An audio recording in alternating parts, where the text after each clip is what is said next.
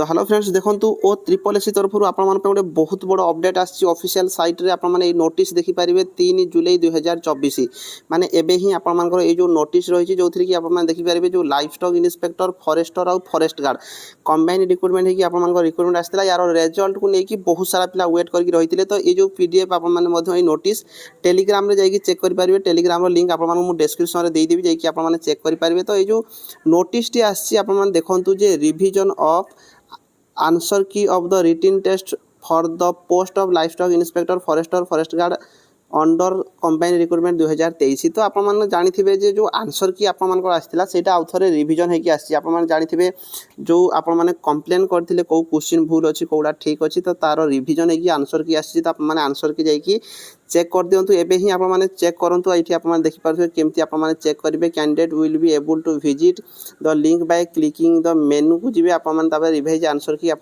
Check कर पारे home page को जाइए आप ऑफिशियल साइट रे। तो देखो यहाँ जो आंसर की आसाला आप 17/5 आप आंसर की आसाला एबे तार रिवाइज होगी आंसर की आसी तो आप चेक कर दिखाँ। ता सहित आपर जो फिजिकाल सर्ट लिस्ट होबार जो रही तो देखो खूब कम टाइम भितर ही आप देखापी पाइबे कहीं किसी प्रोसेस चलता जो कारण लेट होता। तो ये रिवाइज होगी आंसर की आसी माने एबे ही आप देखो 2 ରୁ 4 दिन भितर आपर ये जो सर्ट लिस्ट होगी आसीज कौ मैंने फिजिकाल देवे।